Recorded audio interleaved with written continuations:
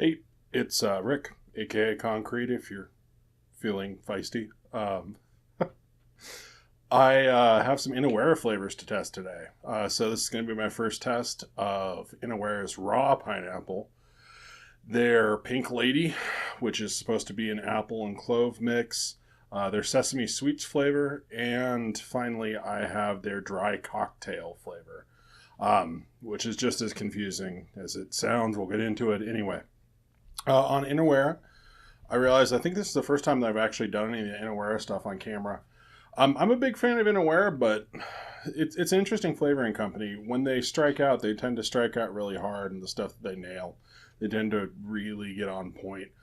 A little bit more concentrated, sort of on par with like maybe like a flavor art. For my usual testing, I go for like a 2.5% sample for single flavor testing, and then I go ahead and mix up a 1% too, just in case it's like balls out strong. So everything here is going to be 2.5%. It's been steeped 6 days by now, I think.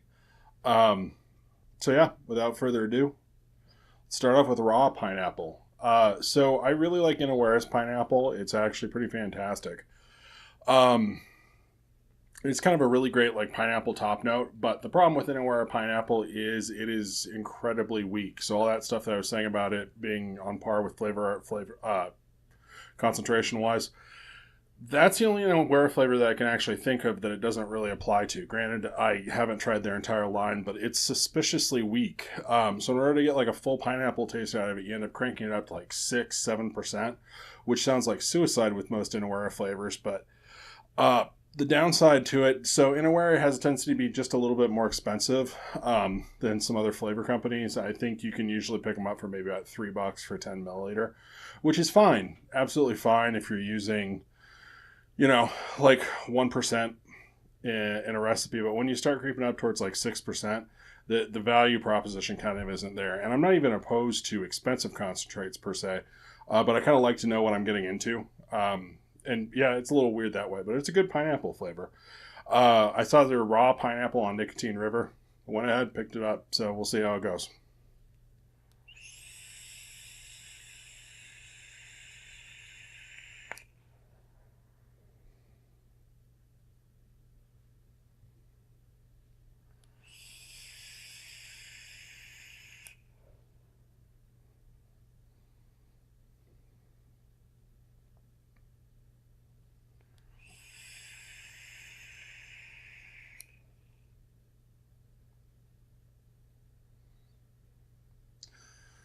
So right off the bat, that's absolutely heartbreaking.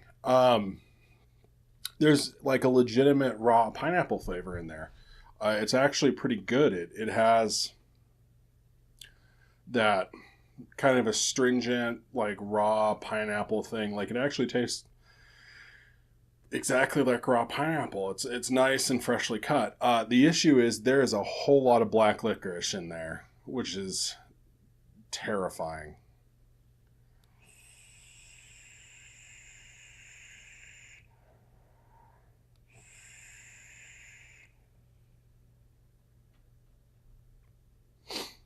Yeah, it's black licorice.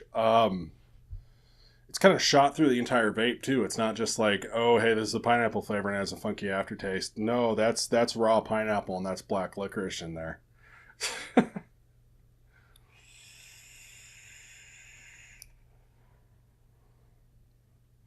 Yeah, that's really frustrating because that's a really good raw pineapple flavor. Um, but I don't know how to get rid of that black licorice. That's pretty aggressive.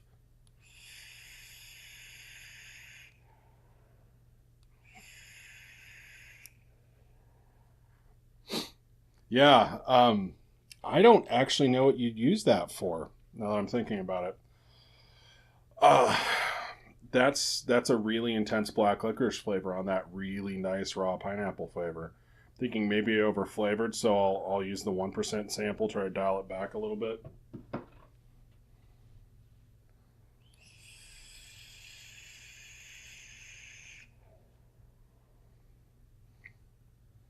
Yeah, at 1%, I'm not getting that pineapple as clearly, and I guess it kind of works a little bit better. But that's all black licorice, man. Huh.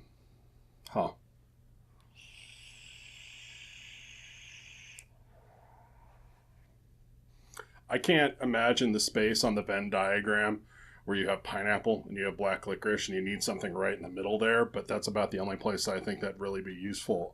It's not a bad flavor. It's actually a pretty good black licorice, but they fucked up the raw pineapple with the black licorice in there.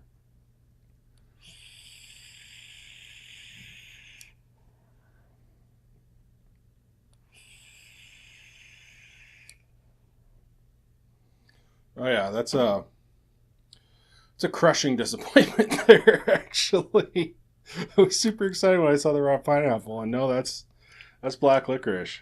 Wow. Take a refreshment break.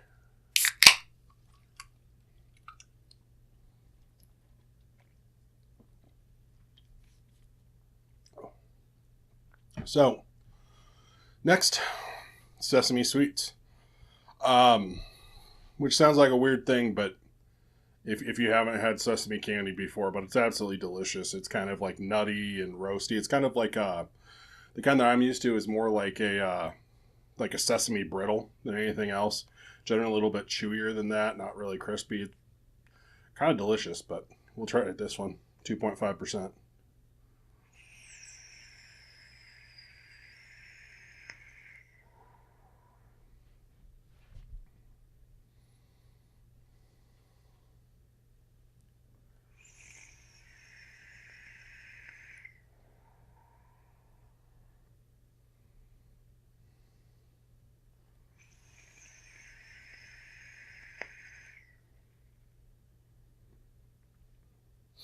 It's dead on, absolutely dead on. That tastes like roasted sesame seeds and like a caramel. Not quite a brittle. It's a little bit softer than that, but like a roasted sesame seed and caramel candy. That's actually really good. Uh, yeah, it has like a decent roast of the sesame seeds. They don't really taste raw at all. It has almost, I don't know. If you've never had the actual sesame seed candy, it kind of tastes like just the honey roasted part of a honey roasted peanut butter. That's absolutely delicious.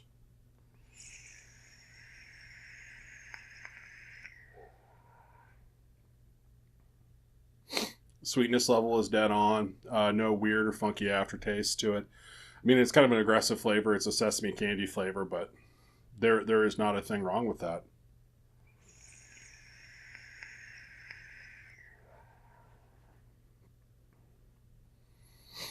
Yeah, if you want a sesame candy flavor, I don't know of any other ones out there. I would not hesitate to pick that one up. In terms of what you want to do with it, I think it's going to be interesting because it's a fairly aggressive flavor. I think it would go well with creams and like caramels and butterscotches and stuff like that, but you're always going to have that kind of like roasted sesame seed note there. Um, I like the peanut butter idea. I really do. I think some of the peanut butter concentrates have some issues. I could see taking like a drier uh, peanut butter, like Flavor's peanut butter or something along those lines, and using that to kind of fill in the gaps and sort of make it sweeter and smoother. Because yeah, it tastes a lot like what makes a commercial peanut butter a commercial peanut butter. I actually kind of want to screw around with that, but yeah, that's absolutely dead on to a sesame candy. Cool. So next we have Pink Lady by Inawera. This is one of their, not sure if it's technically one of their duet lines, but this is so it's supposed to be apple with cloves. So we'll give this a shot.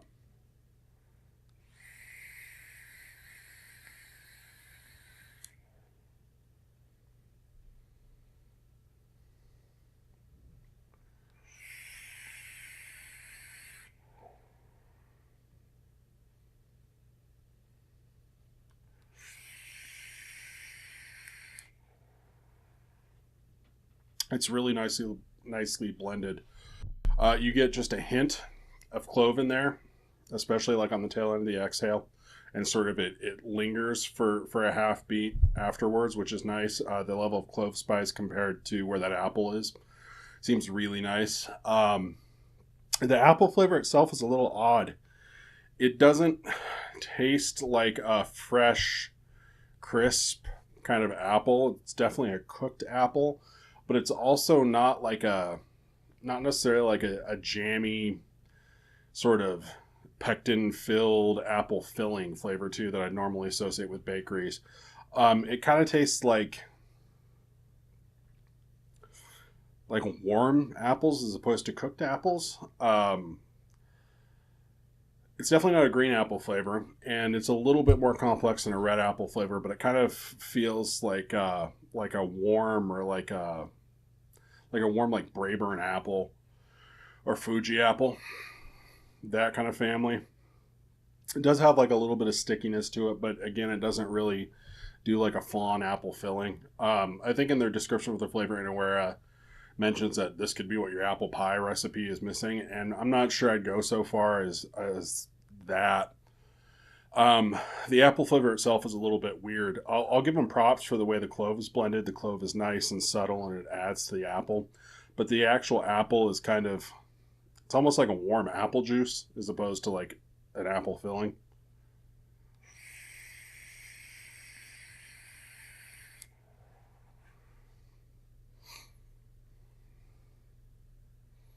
Yeah, it tastes a little bit like an artificial red apple flavor now that I'm getting more of it.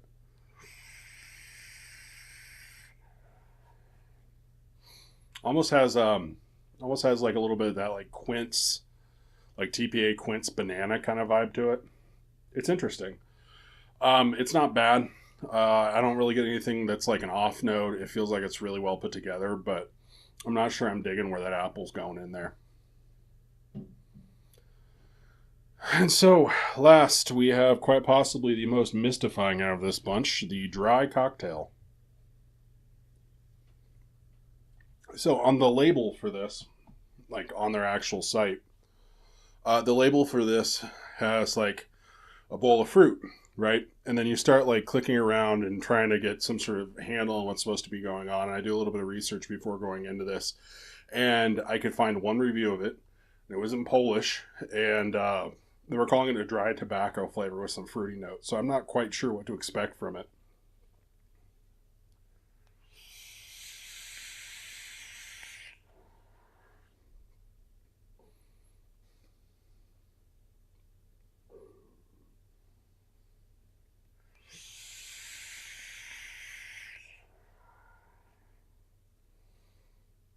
That's black licorice, really.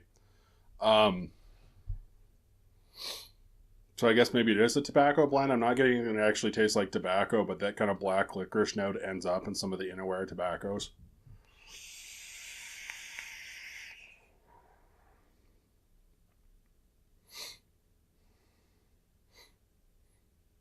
The room note actually has a little bit of tobacco in it. I'm not necessarily tasting it, but I'm kind of smelling it after I vape. Um, See, that's a bummer. I was hoping dry cocktail would be like, hey, this is like a vaguely boozy flavor that you can actually use to make your vaping cocktails kind of taste like actual cocktails, and this doesn't appear to be doing what it that at all.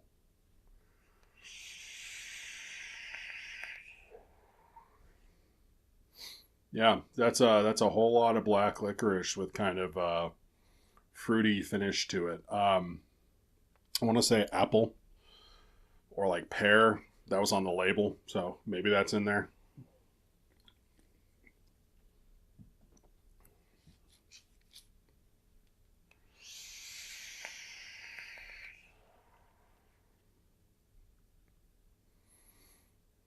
Yeah, definitely some sort of like apple or pear flavor. Um,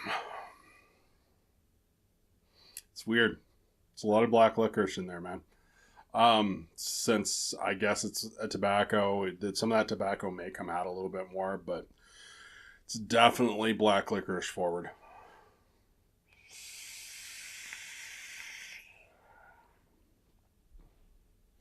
It's interesting, I guess. And again, fairly well done. Nothing that feels like too artificial or chemical. None of the flavors too sharp. It's a really nice cohesive mix, but I don't know when you're going to need apple and black licorice together. Again, if you're making a black licorice vape, and that's definitely like a licorice flavor. It's not necessarily just like an anise flavor. But if you're making a black licorice vape, that's usually the star. I don't know if I'd necessarily want to drag all that fruit along with it. It's not a bad solo flavor, but I don't know what the fuck to do with it. It's not bad, but it's weird. So that was interesting. I always like Inaware because at the very least, if they're bad or weird, they're bad in an interesting way. The raw pineapple, I would just skip. It's just too frustrating. The thing's heartbreaking. I don't know how the hell all that black licorice ended up in there. The Sesame Sweets, absolutely a winner. I would completely recommend that one. The Pink Lady, I'm not digging the apple in there. I mean, it's a good blend, I guess, like in terms of the actual flavor construction, but I don't like the apple note that they ran with. And then that dry cocktail is absolutely bizarre. I mean, if it sounds like your thing, sure, there's nothing wrong with it, but I don't know what you're going to do with it. But thank you for watching. I appreciate it. I'll catch you later.